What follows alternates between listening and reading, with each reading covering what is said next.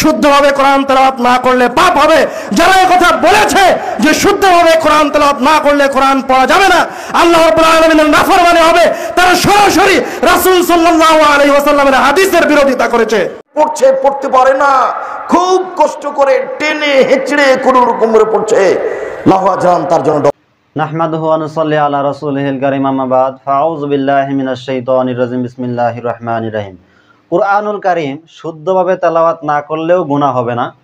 কুরআনুল কারীম শুদ্ধভাবে তেলাওয়াত করতে না পারলেও গুনাহ হবে না। আবার অনেকেই বলতেছেন কুরআনুল কারীম শুদ্ধভাবে তেলাওয়াত করতে না পারলে তাকে কুরআনুল কারীম পড়াই দরকার নেই, পড়া যাবে না, সে গুনাহগার হবে। তো এই বিষয়টি সমাধানের জন্য আজকে আমরা দেশের প্রখ্যাত উলামায়ে কেরামদের মুখ থেকে শুনবো যে আসলে এই বিষয়টির সঠিক সমাধান কি। আসলে কুরআনুল কারীম যারা পড়তে পারে না, একটু একটু পড়তে পারে, তারা কি যেভাবে পড়তেছে সেভাবে পড়লে গুনাহ হবে কিনা, অথবা যারা ভালোভাবে পড়তে পারে না তাদের করণীয় কি, এই বিষয়টি সমাধানের জন্য আজকে আমরা শুনবো। তো এর জন্য প্রথমে থাকছেন আব্দুর রাজ্জাক বিন ইউসুফ, শায়েখ আহমদুল্লাহ, ডক্টর মঞ্জুর এলাহি, মতিউর রহমান মাদানী, আল্লামা তারেক মনোয়ার এবং ডক্টর মিজানুর রহমান আজহারি। তো বন্ধুরা চলুন তাদের বক্তব্যগুলো শুনে আসি। আমি নামাজকে পড়ছি তো খুব সুন্দরভাবে, কিন্তু আমার কিরাত শুদ্ধ না হওয়ার কারণে আমার অজান্তে আমি আল্লাহকে গালি দিয়ে ফেলছি, আমার অজান্তে আমি আল্লাহকে ধমক দিয়ে ফেলছি, এটা তো আমার খবর নাই। কারণ বেশিরভাগ সাধারণ মুসাল্লি যারা কিরাত পড়েন নামাজের মধ্যে কি পড়েন? সূরা কাউসার পড়েন। কি পড়েন? সূরা কাউসার, ইন্না আতাইনাকাল কাউসার, এটাই তো পড়েন। আপনি এটার দিকেই যদি তাকান, বাকি গোটা কোরআনকে বিশ্লেষণ করছি না, শুধু সূরা কাউসারের দিকে যদি তাকান, তো বেশিরভাগ আমাদের যে সমস্ত ভাইজানেরা শুধু সূরা কাউসার জানেন, সূরা ইখলাস জানেন, এদের কাছে জিজ্ঞাসা করেন কিভাবে পড়ে। এই হরফের মধ্যে হা হচ্ছে কয়টা? দুইটা। একটাকে কেউ বলে ছোট হা, কেউ বলে বড় হা। আমাদের ভাষায় বলে একটাকে হাই হত্তি বলে, একটা হাই হাওয়াজ বলে। একটা কণ্ঠনালীর শুরু থেকে হয় আর একটা কণ্ঠনালীর মধ্যখান থেকে হয়। যেটা কণ্ঠনালীর মধ্যখান থেকে হয় সেই হাটা এখানে ওয়ান হাত। কণ্ঠনালীর শুরুবাদ থেকে যেটা, সেটা হচ্ছে হা, যেটাকে উচ্চারণ করতে হয় মোটা করে। আপনি যদি বাংলা থেকে কোরআন শেখেন তাহলে আপনার বাংলাতে আসবে হয়াকারে হা, ছোটটাও আসবে হয়াকারে হা, বড়টাও আসবে হয়াকারে হা। ফসল্লি লিরব্বিক, যে হে নবী আপনি আপনার প্রভুর নামে নামাজ পড়ুন, ওয়ান হাত, এবং কুরবানি করুন। এটা হচ্ছে সঠিক অর্থ। আর ভুল তেলাওয়াত এবং অর্থ ভুল, ফসল্লি লিরব্বিকা ওয়ান হাত, যে হে নবী আপনি আপনার প্রভুর নামে নামাজ পড়ুন এবং আপনি আপনার প্রভুকে ধমক দিন। কি দিন? কি হলো অর্থ? ওয়ান হার, ওইটা দিয়ে পড়লে কি হয়ে গেল অর্থ? ধমক দিন। বলেন আমার অজান্তে যদি আমি আল্লাহকে ধমক দিয়ে দিই নামাজ হবে? বলেন নামাজ হবে? এই জন্য আমার কোরআন শুদ্ধভাবে শেখার দরকার কিনা। সালাতে সূরা ফাতিহা সহ আরও কয়েকটি সূরা আমাদেরকে পড়তে হয়, সেজন্য এইটুকু কমপক্ষে কোরআনে কারিমের তেলাওয়াত শিক্ষা করা, যথাসাধ্য শুদ্ধ করে পড়তে শেখা, এটি প্রত্যেক মুসলমানের জন্য অবশ্য কর্তব্য, না করলে তিনি গুনাহগার হবেন। আর শুদ্ধ করার বিষয়টি হলো যে আমরা যারা রাবিয়ান নন তারা সাধ্য অনুযায়ী আমরা শুদ্ধ তেলাওয়াত করার চেষ্টা করব, কিন্তু যদি আমার সাধ্যের সবটুকু চেষ্টা করার পরও আমার দ্বারা পরিপূর্ণ শুদ্ধতা রক্ষা করা সম্ভব না হয়, বরং যতটুকু সম্ভব আমি চেষ্টা করেছি, এবং তাতে একজন ভালো আলেম হাফিজ বা কারি বলেছেন যে আমার বড় কোনো ভুল বা লাহনে জালি টাইপের কোনো ভুল হয় না, তাহলে ইনশাআল্লাহ তাতে আমার নামাজ বিশুদ্ধ হয়ে যাবে। আর এছাড়া গোটা কোরআনকে তেলাওয়াত শুদ্ধভাবে শেখা এবং কোরআনকে বোঝার চেষ্টা করা, কোনো যে আমল করার চেষ্টা করা, এটা ইমানদারদের জন্য কর্তব্য। কিন্তু নামাজের জন্য যেটুকু শেখা কর্তব্য, বাকিটুকু শেখা সেই মাপের কর্তব্য নয়। যদি কেউ কোরআনে কারিমের সালাতে যতটুকু দরকার হয় ততটুকুর বাইরে আর বাকি কোরআনে কারিম তেলাওয়াত করতে তিনি না জানেন, আল্লাহর কাছে তিনি গুনাহগার হিসাবে বিবেচিত হবেন না, কিন্তু এটা একজন ইমানদারের শান হতে পারে না। জান্নাতে যেতে চাইবেন কেউ, আল্লাহ তাআলাকে সন্তুষ্ট করতে চাইবেন, কিন্তু আল্লাহর কালামকে শুদ্ধরূপে পড়তে জানবেন না, আল্লাহর কালামে আল্লাহ তাআলা কী বলেছেন সেগুলো জানার ন্যূনতম চেষ্টা তিনি করবেন না, এটা কোনো ইমানদারের জন্য শোভনীয় নয়। প্রশ্ন করা হয়েছে, যদি কোনো মহল্লার মসজিদের ইমামের কেরাত সহি না থাকে, তার কেরাতের ব্যাপারে সন্দেহ থাকে, নহলে যদি কোনো ইমামের পড়া বিশুদ্ধ না হয়, অশুদ্ধ কেরাতে যিনি ইমামতি করে থাকেন সেই ইমামের পিছনে নামাজ আদায় করা। ইমাম সাহেবের কেরাত যদি যিনি নামাজ পড়বেন তার তুলনায় অন্তত বিশুদ্ধ হয়, তার তুলনায় একটু ভালো হয়, তাহলে এমন ব্যক্তির জন্য অশুদ্ধ কেরাতের ইমামের পিছনেও ইক্তেদা করতে কোনো সমস্যা নেই। আবার বলছি, অর্থাৎ যার নিজের কেরাতও শুদ্ধ নাই, তো সে একজন অশুদ্ধ কেরাতের ইমামের পিছনে ইক্তেদা করতে পারেন, যদি ইমামের কেরাত মুক্তাদির কেরাতের চেয়েও বেশি অশুদ্ধ না হয়ে থাকে। হ্যাঁ, যদি নিজের কেরাত শুদ্ধ হয়, যে তার কেরাতের মধ্যে কোনো লাহনে জালি নেই, মারাত্মক কোনো ভুল নেই, তাহলে এমন ব্যক্তির জন্য ওই ইমামের ইক্তেদা করা বৈধ হবে না যেই ইমামের কেরাতের মধ্যে, যেই ইমামের তেলাওয়াতের মধ্যে এমন মারাত্মক ভুল হয় যেই ভুলের দ্বারা কোরআনে পাকের অর্থ পরিবর্তন হয়ে কোরআনের যে মর্ম সেটা বদলে যায়, যেটা কুফরি কথাবার্তা হয়ে যায় বা একেবারে মিথ্যা অর্থ দাঁড়িয়ে যায়। তো এমন ধরনের কোন অর্থের বিকৃতি যেই ইমামের কেরাতের দ্বারা হয়ে যায়, সেই ইমামের পিছনে বিশুদ্ধ তেলাওয়াতকারী ব্যক্তির ইক্তেদা সহিহ হবে না। রমজানে মাশাআল্লাহ আলহামদুলিল্লাহ রাব্বিল আলামিন আছে না, বের করে দিবেন মসজিদ থেকে। হজর পড়া জায়েজ নাই, নামাজে পড়তে হবে ওয়ারাত্তিলিল কুরআনা তারতিলা। কার কর্মসূচি? আল্লাহর কর্মসূচি। কুমিল লাইলা ইল্লা ক্বালিলা কুম, stay whole night in the prayer, সারা রাত দাঁড়িয়ে থাকো নামাজে। কুমিল লাইল ইল্লা ক্বালিলা, অল্প, কতটুক? নিসফাহু, অর্ধেক। আবিন কুসমিনহু ক্বালিলা, তার থেকে কমাও। আউজিদ আলাই, অথবা একটু বাড়াও। ওয়ারাত্তিলিল কুরআনা তারতিলা, তারতিল সহকারে কোরআন পড়ো। তারতিল কাকে বলে? আলহামদুলিল্লাহি রাব্বিল আলামিন। যত লম্বা করবেন জান্নাতে তত লম্বা মর্যাদা হয়ে যাবে। আল্লাহ রাব্বুল আলামিন বলেন ইকরা ওয়ারাত্তাল, তুমি পড়ো, উপরের দিকে যাও। যত স্লো পড়বেন তত আল্লাহ আপনার জান্নাতের মর্যাদা বাড়িয়ে দিবেন। আলহামদুলিল্লাহি রাব্বিল, to save yourself from all type of calamity, সব রকমের দুশ্চিন্তা যন্ত্রণা থেকে মুক্ত হওয়ার জন্য 3টা সূরা যথেষ্ট। কয়টা? 3টা সূরা, তার সাথে আরো 4টা লাগাতেন রাহমাতাল লিল আলামিন। সালাত আদায় করতে গিয়ে যদি দেখি ইমামের কেরাত শুদ্ধ না, মারাত্মক ভুল রয়েছে, তাহলে কি সালাত পুনরায় আদায় করতে হবে?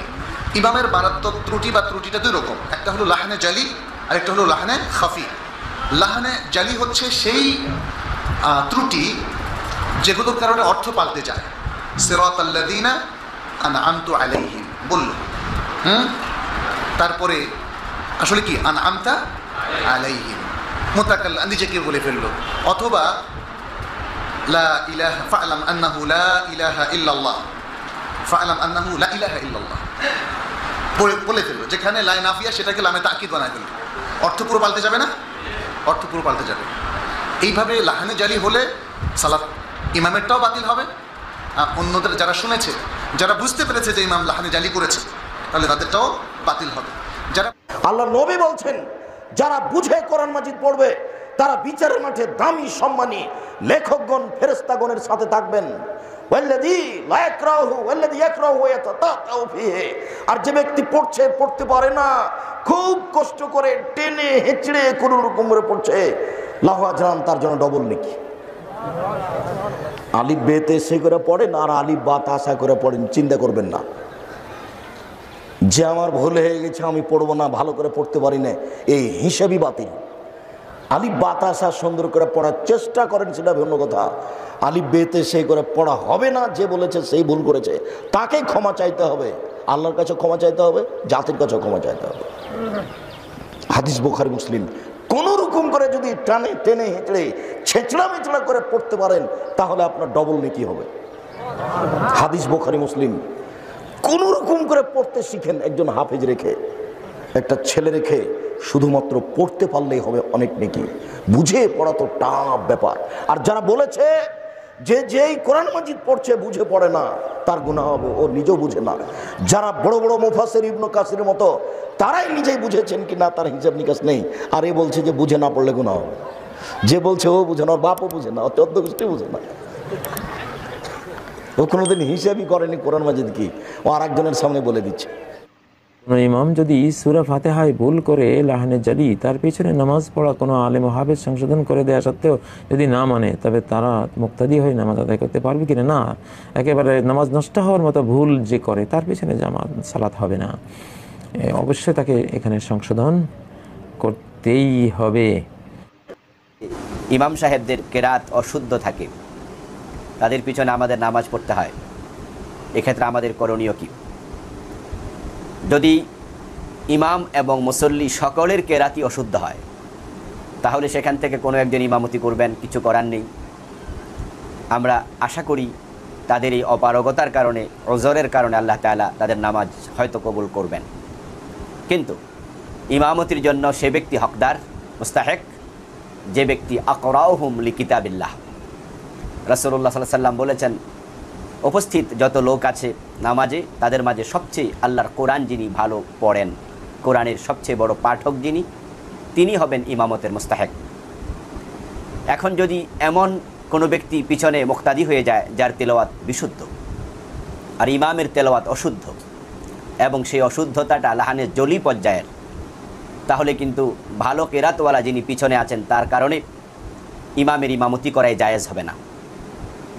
তাই এই বিষয়ে সতর্ক থাকা লাগবে।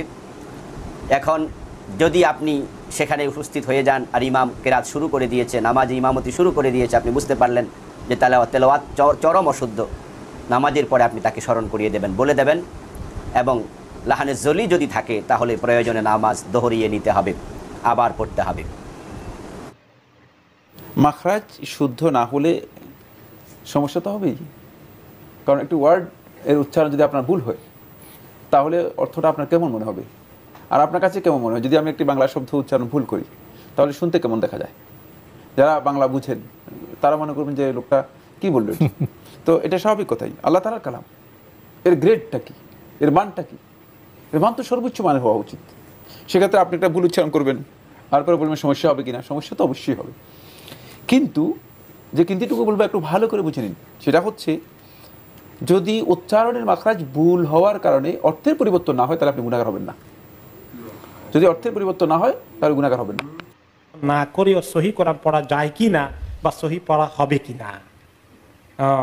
যেমন আমি যা পড়ি কেউ কেউ বলেন যে মোটামুটি সহি হয়, আমি মাখরাজ আদায়ের জন্য চেষ্টা করি, কিন্তু কোরআন বা নামাজে সূরা কেরাত পড়তে গিয়ে অনেক বিলম্ব হয় এতে, এবং টানা পড়ার ক্ষেত্রে মাখরাজ অনুসরণ করা সম্ভব হয় না। কি করি দয়া করে বলবেন বারাকাল্লাহ। আপনার এই মনের যে অবস্থা আল্লাহ তাআলা এটা দেখছেন, আপনি সিনসিয়ারলি চেষ্টা করে যাচ্ছেন, চেষ্টা করে যান। চেষ্টা না করে যদি খালি দুনিয়া থেকে চলে যান তাহলে আটকা পড়ে যাবেন। কিন্তু আপনি কসরত করছেন, আপনি চেষ্টা করছেন, এর বাইরে বয়স হয়ে গেলে, ছোটকালে না শিখলে এই বুড়ো বয়সে আর একদম পারফেক্ট করা যায় না, এটা আল্লাহ তাআলা কনসিডার করবেন, আপনার দুশ্চিন্তার কোনো কারণ নাই। কিন্তু যারা বলে যে মক্তবে যা শিখছি তা আর ঠিক করা দরকার নাই, তাদের কিন্তু সমস্যা আছে। ফাতিহাতে যদি লাহনে জালি থাকে, মানে বড় ধরনের ভুল, লাহনে জালি মানে এমন বড় ভুল যে ভুলের কারণে অর্থ পাল্টে যাচ্ছে, সেটা হরকতের ভুল হোক, যে ফাতার জায়গায় আপনার কাসরা বা দমা পড়ে নিল, জের জবর পেশ উল্টো পাল্টা করে পড়লো, অথবা হাকে হা পড়ে দিল, জিমকে যা পড়ে দিল, যাতে অর্থ বদলে যাবে, অর্থ পরিবর্তন হয়ে যাবে, এইরকমটা যদি হয় তাহলে সালাত হবে না, তাহলে সালাত হবে না, ইমামের সালাত হবে, মুক্তাদির হবে না। কারণ সূরা ফাতিহা যেটা পড়া ফরজ, যে যা ছাড়া সালাত হয় না, সেটা সে ঠিকভাবে পড়েনি, বড় ধরনের ভুল করেছে, অর্থ পাল্টে দিয়েছে, তার পেছনে সালাত পড়া যায় না। এমন অবস্থা যদি হয় তাহলে করণীয় হচ্ছে যে সেই জামাত থেকে বেরিয়ে যেতে হবে। সুতরাং যারা এই কথা বলেছে এই জমিনে, আল্লাহ রাব্বুল আলামিনের জমিনের উপরে যারা এই কথা বলেছে শুদ্ধভাবে কোরআন তেলাওয়াত না করলে পাপ হবে, যারা এই কথা বলেছে যে শুদ্ধভাবে কোরআন তেলাওয়াত না করলে কোরআন পড়া যাবে না, আল্লাহ রাব্বুল আলামিনের নাফরমানি হবে, তারা সরাসরি রাসূল সাল্লাল্লাহু আলাইহি ওয়াসাল্লামের হাদিসের বিরোধিতা করেছে। কোরআন শিখা এবং শেখানো, teaching and learning the holy Quran, বিশুদ্ধ কোরআন তেলাওয়াতের প্রশিক্ষণ নিতে পারি। যারা আমরা কোরআন পড়তে জানি না তাদের জন্য একটা অপূর্ব সুযোগ, পাশে কেউ যদি থাকেন যিনি কোরআন শেখাতে পারেন, তার কাছ থেকে কোরআন শিখে নেওয়া দরকার। এই অপরচুনিটি জীবনে আপনি নাও পেতে পারেন, হয়তো অনেকে শুরু থেকে শেষ পর্যন্ত কোরআনটা পড়ার সুযোগ পাবে বা কোরআন শিখে নেওয়ার সুযোগ পাবে। সো এই অপরচুনিটি যেন আমরা কাজে লাগাই। আমরা একটু শক্ত সিদ্ধান্ত নিলেই পারি, দরকার শুধু আপনার একটা শক্ত সিদ্ধান্ত। দ্য ডিসিশন ইজ ইয়োর্স, সিদ্ধান্ত আপনার। তৌফিক দেওয়ার মালিক হচ্ছেন আল্লাহ। আল্লাহ তাআলা তৌফিক অবশ্যই দেবেন যদি আপনার একটা শক্ত ডিসিশন থাকে যে আমি কোরআন পড়তে জানি না। তো সবচেয়ে ভালো হয় যদি কারো কাছ থেকে সরাসরি শিখতে পারেন, শায়েখের কাছ থেকে আপনি শিখলেন, উনি আপনাকে কারেক্ট করে দিল, শিখিয়ে দিল। আর এটা সুযোগ না হলে অনলাইনে আমরা শিখতে পারি। অনলাইনে কিন্তু কোরআন শিক্ষার আসরের এরকম অনেক প্রোগ্রাম আপনি পাবেন। ইউটিউবে আপনি কোরআন শিক্ষার আসর বা কোরআন শিক্ষা বা অনলাইনে কোরআন শিক্ষা এগুলো লিখে সার্চ দিলেই ভুরি ভুরি আপনি লেকচার ম্যাটেরিয়াল পাবেন, যেগুলো ফলো করার মধ্য দিয়ে, অনুশীলন করার মধ্য দিয়ে আপনি কোরআন শিখে ফেলতে পারেন। আল্লাহর হাবিব সাল্লাল্লাহু আলাইহি ওয়াসাল্লাম সহিহ বুখারীর বর্ণনায় বলেছেন, খায়রুকুম মান তাআল্লামাল কুরআনা ওয়া আল্লামাহু, তোমাদের মধ্যে সবচাইতে শ্রেষ্ঠ ব্যক্তি সে যে নিজে কোরআন শিখে এবং অন্যকে কোরআন শেখায়। সো আমরা যদি কোরআন শিখতে শুরু করি, আল্লাহর হাবিব সাল্লাল্লাহু আলাইহি ওয়াসাল্লামের বর্ণনা অনুযায়ী আমরা শ্রেষ্ঠ মানুষদের অন্তর্ভুক্ত। আবার আমরা যদি শিখিয়ে দিই তখনও শ্রেষ্ঠ মানুষদের অন্তর্ভুক্ত। যাদের বয়স হয়ে গিয়েছে, আগে কোরআন শেখার সুযোগ হয়নি, তারা এই সুযোগটুকু কিন্তু আমরা কাজে লাগাতে পারি। কারণ কোরআন শেখার কোনো বয়স নেই, যে কোনো বয়সে আপনি শিখতে পারেন, শিখতে কোনো লজ্জা নেই, জানতে কোনো লজ্জা নেই। এবং সহিহ বুখারীতে আল্লাহর হাবিব সাল্লাল্লাহু আলাইহি ওয়াসাল্লাম বলেছেন, ওয়াল্লাযী ইয়াকরাউল কুরআন ওয়া ইয়াতাতা, যে কোরআন পড়ে এবং আটকে যায়, তা মানে 70 বছরের বয়স বা 60 বছরের বয়স কেউ যদি নতুন করে কোরআন শিখে, ছোট বাচ্চা যেমনি স্মুথলি কোরআন পড়ে তার মুখ দিয়ে এভাবে বেরোবে না, পড়তে যে আটকে যাবে, কষ্ট হবে। এই কষ্ট হওয়ার কারণে আল্লাহর হাবিব সাল্লাল্লাহু আলাইহি ওয়াসাল্লাম বলেছেন তার জন্য লাহু আজরান, 2টা সওয়াব, মানে ডাবল সওয়াব। এক হচ্ছে কোরআন তেলাওয়াত করছে এর জন্য সওয়াব, আরেক হচ্ছে ইয়াতাতা মানে হচ্ছে এই যে মামলিং করছে, মুখে আটকে যাচ্ছে, এটার জন্য আল্লাহ তাআলা ডাবল সওয়াব দিবেন। এজন্য আমাদের আশেপাশে যারা কোরআন পড়তে জানে না, দেখে দেখে আমরা যদি সুযোগ হয় তাদেরকে যেন একটু কোরআন শেখাই। কারণ আল্লাহর হাবিব সাল্লাল্লাহু আলাইহি ওয়াসাল্লাম বলেছেন আদ-দাল্লু আলাল খাইরি কাফাইলি, কেউ যদি ভালো কোনো দিকে কাউকে পথ দেখায় তাহলে ওই ভালো কাজটা করলে যে সওয়াব, পথ দেখালে বা সাহায্য করলে, হেল্প করলে এই একই সওয়াব। আপনি যদি সূরা ফাতিহা কাউকে শিখিয়ে দেন, কিভাবে সূরা ফাতিহা পড়তে হয় এটা যদি কাউকে আপনি শিখান, তাহলে ওই ব্যক্তি যতদিন সূরা ফাতিহা পড়বে তার জীবনে তার একটা পার্সেন্টেজ সওয়াব কিন্তু আপনি আপনার আমলনামায় পেয়ে যাবেন। এজন্য আমরা যেন কোরআন শিখি এবং শেখাই।